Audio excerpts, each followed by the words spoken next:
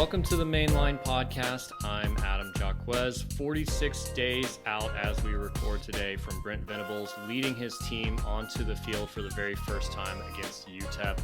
I'm joined by Corbin Polson. Tyler is out. He's in Vegas making the biggest bet of his life on Spencer Sanders to not even finish on any of the all Big 12 teams, I'm sure. But Corbin, how are you feeling? Doing good. If beers and bets last year taught us anything, Tyler's going to lose a lot of money this week while he's out in Vegas. So we're both No in a trophy? better spot than he is. No Trophy? trophy. Of course Nope. not. Of course Nope. not. I mean, So. hell, man, he flew right over me. Couldn't even drop it down along the way. So it's fine. Wow. Yeah, what a jerk. We'll have to maybe what we should do is we should do a punishment for last place. He shouldn't get to play next year until he sends the trophy. We should make him do something awful. I mean, if he finishes in last place simply on not delivering the trophy in time, I think that's only fair. So. At this point, I just don't know how he lives with himself. It's just unacceptable. He doesn't give a single thought to it. I guarantee it. So I can't wait. We're only a few weeks away. We'll have week 0 games. I think August 27th is those rounds. And there's a couple of games. Nebraska, most notably playing in Dublin against Northwestern, will be interesting for OU fans. So can't wait to kick it off with some more beers and bets this fall. So let's dive into recruiting. The train keeps rolling. OU gets another pair of 4-star recruits since the last time that we had a podcast episode. Dalen Smothers, the 4-star running back out of the Charlotte area, North Carolina. And then Lewis Carter, another 4-star linebacker out of Tampa, Florida.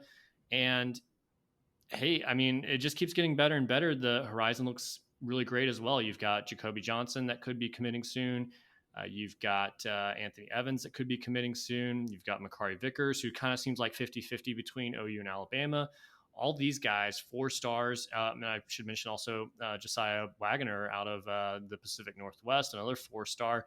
I think 3 out of the 4 of those guys are top 250 guys. Mm-hmm. All 4 stars, all seem like heavy leans with the exception of Vickers, who's 50-50. It just seems like there's one guy after another that's starting to join the train here. Yeah, it's again, we talked about last week as well, how we felt just a few weeks back about, oh boy, is this Venables philosophy working? Are we going to just fall down the pipe? What's going to happen here? But a lot of momentum right now, which I think is what we needed most. And 2 big pickups. And what I think I'm even more excited about is potential for 2 or 3 of these guys to move up in rankings. I know 247 on 3, both of those sites have updated their rankings. OU is now in play or has some 5 stars. In those rankings. Rivals, I don't think has done that quite yet. So it'll be interesting to see a guy like Jack Starnold. Does he, be a consensus 5-star across the board? The PJ, I forget how to pronounce his name. Thank you very much. He's a 5-star on 3, number 7 overall player now. So definitely things are heading in the right direction, to say the least. And so I know there's still some big names coming up, as you mentioned there, that could boost this even further. Yeah, I think it was a month ago when we had the episode that was titled 3-star U ? Yeah. And since I guess we mentioned in that particular episode that the second highest rated recruit was Eric McCarty at the time. And I know there was a bunch of guys tied with a 5.7 on the Rivals tracker there. Eric McCarty's now ranked the 8th best prospect on OU's commitment list. So just shows you how things have changed and the quality of player that has jumped on board since then. It is interesting to see that the 3 stars were the faster ones to commit. I think mainly because when you're at that level, you don't have nearly the offer list and opportunities. So, hey, that's a great offer. Go ahead and take it while it's there before someone else does. Whereas your 4 stars, your 5-star type of quality guys want to go through some of their visits, especially knowing that Venables says, hey, once you commit, this is it. And so they don't have those opportunities to go on a cool trip somewhere, which I don't blame any kid for wanting to do that.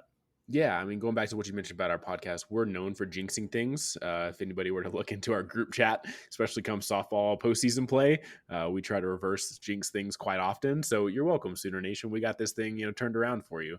But no, it'll be interesting to kind of see how this class rounds out. I think Venables and company have done an amazing job of setting up the timing of official visits very well. They're not going to set up an official visit in the summer if that, recruit isn't planning on committing in the early fall.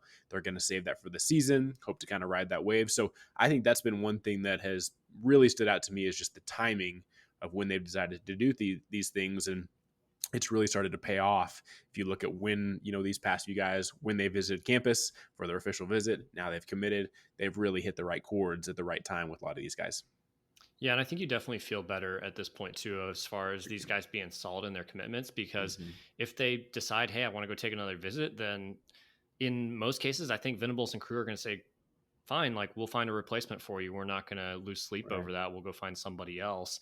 And so if guys are truly going to say, hey, I want to stay committed, they're not going to take those trips. They're not going to have, just what could be a fun trip that turns into maybe I need to second guess my commitment to OU, which I think will pay dividends in closing time once we get to that signing period in December, where the coaches can feel pretty confident about the guys they have on board. They don't have to look over their shoulder to see who might be decommitting. They can feel confident in that and go close really hard on the guys that are still uncommitted at that point. So I think Adam, I thought there's you brought really up an big interesting advantages. question though about the balance of the class Yeah. and how, could this be one of the classes, at least in recent history, that has been more balanced on both sides of the ball? I'd be curious to go back and dig into that deeper, because I do know defensive recruiting picked up over the past few years, but there still seemed to be a significant gap between where the offense was versus where the defense was. But if you're looking, and I'm only taking Rivals numbers right now, but the average offensive star ranks on the offensive side is 3.4. The defensive average star rank is 3.5. I mean, obviously, I think all of us would love for those numbers to be a higher overall average star rank, but like you can't really get much more even across the board than that. Can you remember a class in the Lincoln Riley era that was this kind of even on both sides of the football? It's hard to say at this point because the class is still unfinished. But Right. looking at where we are right now, you got PJ Adebore, you've got Lewis Carter, both top 250 defensive players. And then you've got Jacoby Johnson, likely a lean to OU. He's a top 250 guy. You've got Makari Vickers, who's 50-50. He would be an incredible get as a cornerback in the top 200. And then there's some other guys in there as well that OU's well in the mix for. Derek LeBlanc, for example, I think he's probably the next defender that's going to commit. So there's definitely a huge uptick on defense, and there's a lot more balance. You feel pretty good, I think, about every single position. Defensive tackle, I think you'd like to see a little bit more there, and safety as well. It feels like OU's been waiting for Peyton Bowen to flip from Notre Dame to OU for the last 7-8 months at this Yeah. point. It's just been talked about and talked about and talked about, and it doesn't feel like any ground has been made, but it's still kind of there, which is weird. So he would be a real notable get. I think he got a 5th star from 247, so he's a big time safety prospect that you could reel in. But I think those are the two areas where you'd say, hey, yeah, that's where you'd like to see OU shore everything up. But elsewhere, like maybe another receiver here and there, your running backs look good, you got a quarterback, you've got good linemen. I mean, it feels pretty well-rounded of a class. Yeah, couldn't agree more. Do you think, you look, and obviously there's exceptions with teams ranked high in the recruiting rankings, but not necessarily the production following on the field, looking at two teams, to OU South in particular. I'm not in the belief that OU needs to put together classes like a Georgia, like an Alabama, like an Ohio State, that they don't need to string together top 5 classes year in, year out to contend for a national championship. I know the data probably leans different, but at the same time, OU isn't in a recruiting bed like some of these other schools either. So I'm curious to get your thoughts. Do you think OU needs to string together multiple top 5 classes to be a true national championship contender, or can they get away with what they were doing in the past and kind of ranging in that 6 to 12 spot and really compete at that level? So Clemson didn't have top 5 classes in Right. succession to get to where they were as a national championship contender, and they're really still not doing that. They have a great class this year, but even after winning championships, they weren't always in the top 5. And so I think the blueprint here is the same thing that Clemson did. Yeah, they're getting top 10 classes in most cases, and yeah, the drop off between class number 2 and class number 6 is still really wide. But if you manage that talent better than Ohio State and Alabama are, then that's going to give you a leg up. You're not going to have the attrition rates. You're going to have the guys that are developing, not necessarily always on the field, but hey, if they're a 3rd or 4th stringer, if they're an incredible teammate because of the soul program and the fact that these guys are more mature coming in because they're going to value that, or maybe they're going to become more mature through that particular program, I think that's really valuable to constructing an overall team. It's the whole well-rounded aspect of what the program is now. It's not just you know, I don't want to say smoke and mirrors because Right. that's not fair to, Lincoln Riley, who was still a good coach, but the foundation beneath, the 5-star receivers and quarterbacks was just not solid. And so you look at Venables, and he's going to keep the guys on campus. I think he's going to keep guys from getting in the portal. He's going to be able to develop guys, and you might see some, third-year juniors, fourth-year juniors that come up and, have just developed over time versus transferring out and going to find a new opportunity. I did want to get your thoughts on one more thing, and you had brought them up recently there before we get to this SEC scheduling segment. If you're thinking about Lincoln Riley's play calling, how he is as a coach, the Big Ten is a worse fit for him than the SEC, right? Yeah, because I mean, how are you going to do that high flying offense so effectively in the Big Ten? I Yeah. guess Ohio State does, but even towards November, like that gets tougher and tougher to do. And Mm-hmm. I don't think that USC is going to have the players along the line to really compete. I mean, yeah, Wisconsin gets 3 stars on their offensive line, but man, those dudes are massive, and they Yep. have a scheme that really fits that. And USC won't have the matchup to go against Iowa and Wisconsin. Like they're going to get run over, in my opinion. Yeah, and that's it's got to become a harder.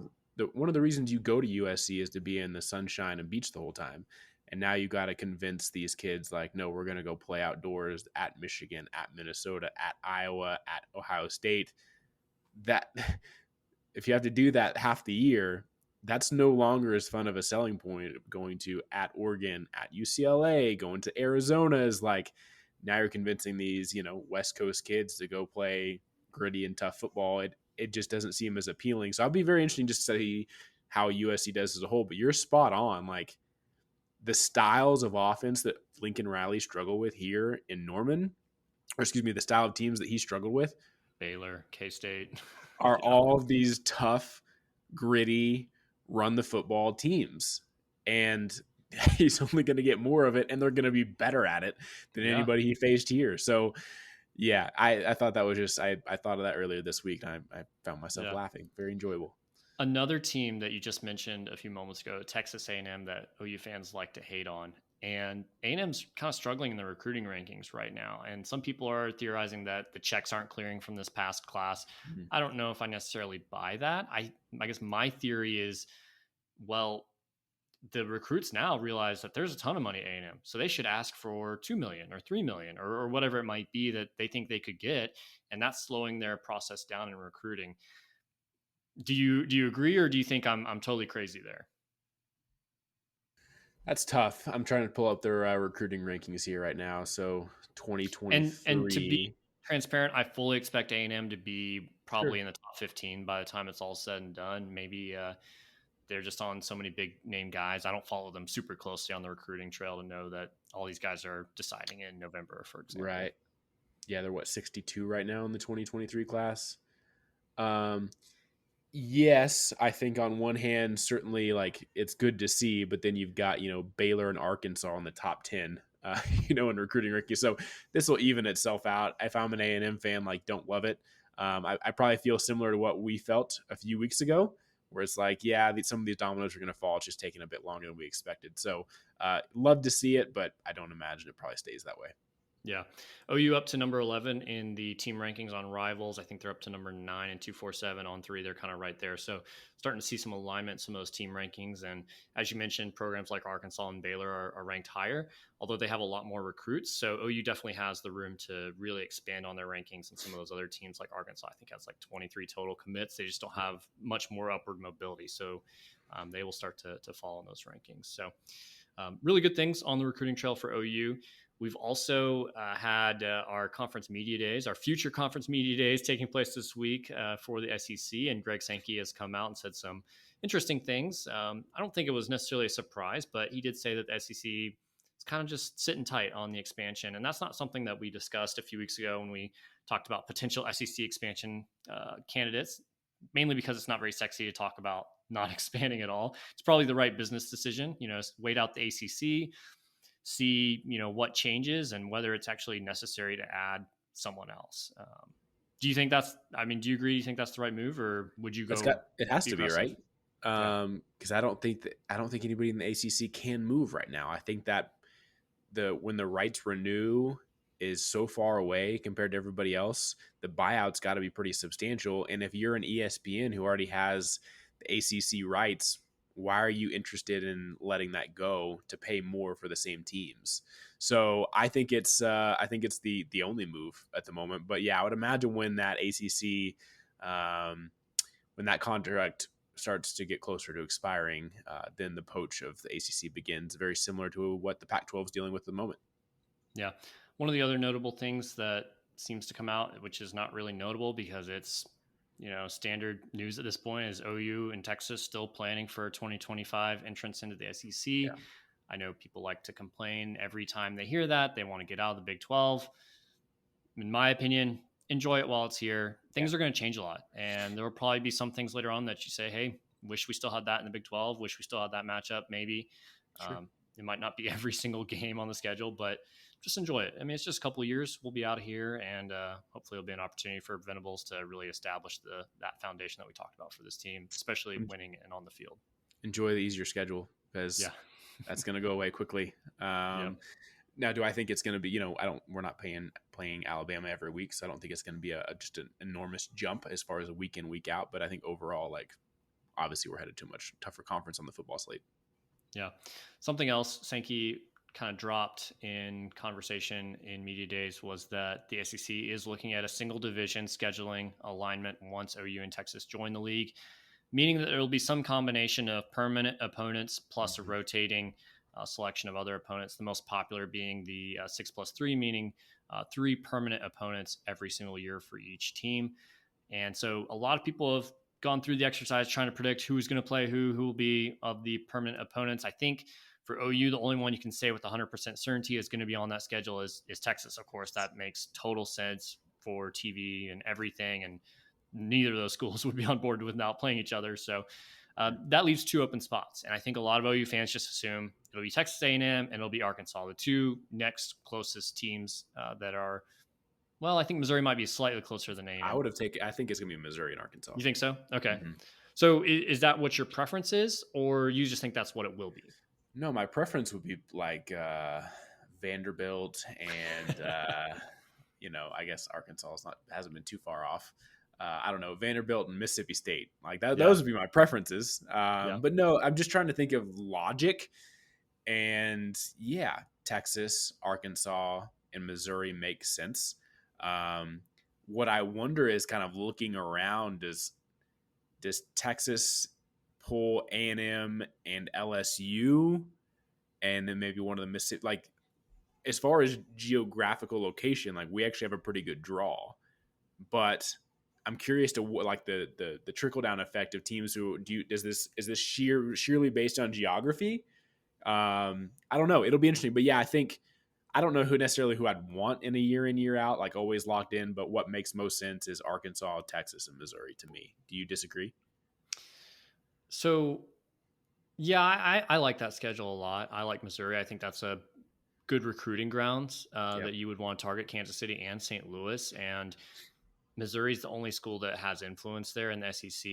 Alabama will go in and steal some guys from there. Georgia will, I'm sure. But that's open grounds for OU to establish and say, hey, we're playing in this state every other year, and we're going to go take the best players because we're going to win that game 62-13 every single year, hopefully. And it's a pretty easy opponent to beat up on.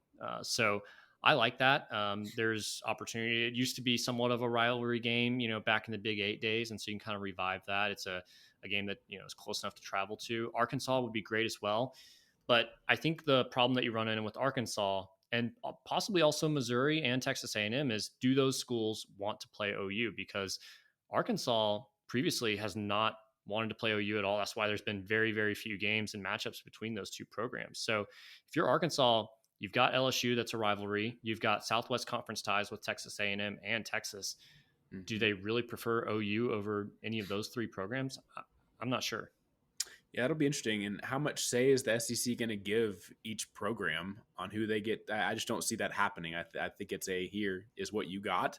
Mm-hmm. But I can see potentially maybe this is a 6+3, but every 4 years the 3 changes or something like that to keep things reevaluate fresh. At least something like that. Yeah. But I'm looking at the map here, and it makes the most sense to see Arkansas, Missouri, in Texas. But yeah, looking across the board, somebody's going to get a really good draw and somebody's going to get a really crappy draw. And I just don't know who that's Yeah, going to be quite yet. Because, I mean, you think of like an Auburn, at they're least I gonna get haven't done this. I mean, Bama they've got and Georgia. Bama, Georgia, Yeah, Florida is that the move? yeah. Like, holy cow. So it'll be interesting. And then, yeah, even South Carolina, it's Tennessee, Georgia, Florida, also not really anything gimme there. So it'll be interesting to kind of see how it all plays out. But yeah, at least, the chance to renew some local quote unquote rivalries would be, I think, a benefit. What about Missouri? Do you think they would want to play OU? I don't know if they'd want to play OU, but I think if it came in like a package where that included Texas and they could kind of reinvent going back to Texas, we're coming here every couple years, I think that would probably be worth the draw of like OU is going to be saying the same things in Kansas City and that Missouri area. So I think it would depend on who comes with, but I can't see that being lined up when you have quite a few other teams that are much closer from Columbia to Austin. So I feel like if I'm Missouri, I'm like, fine, like OU makes sense. I get it. Like they're close to us, but give us either Texas or Texas A&M. So now we can go recruit that with the same promise that, these Yeah. guys are going to come up here and recruit our area with. They've always felt so unnatural being in the SEC East. Kentucky, probably the closest game that they have. That doesn't really feel like an Mm-mm. invigorating matchup for that fan base. So OU and Missouri kind of feel like the two schools where they're looking for a third opponent in that permanent rotation. And it just kind of happens to be that they're close together. So you might as well put them on the schedule. Yeah. So they probably should just go to the Big Ten because Illinois would be a much better, more fun matchup, a little more even series for that fan base. Missouri just doesn't feel SEC to me still, even, 10 years later? Their best years were the first 2 years that they were in it, and they've done literally nothing since. Okay, so if it's not Missouri, and I'm assuming you're wanting Arkansas, A&M, and Texas. I think that's what most OU fans would want. I tend to agree more with you as far as I want Vanderbilt. I want the easy opponents because you're going to have a great schedule regardless. You'll Yeah, play Florida, Georgia, Alabama, Auburn. Like you'll have LSU, great teams that will be on the schedule rotating in and out. So having some relief is not necessarily the worst thing. right. South Carolina is kind of an interesting one there. They're not necessarily a great program. Shane Beamer's doing some really cool things with them, and hopefully they get to be better under him. They don't seem to have necessarily that many natural opponents either. So maybe there's crossover potential there as well. Yeah. You would think that they probably stay in the Kentucky, Tennessee, Georgia, Florida, kind of that area. You would think, but I don't know. Sankey's going to figure it out where it's at least somewhat even for each team. Where do you put kind of all the poor performing schools in a single one? Just throw in Missouri, Mississippi State, Vanderbilt, and Kentucky, and just be like, Yeah. at least some of these teams are going to win some games finally.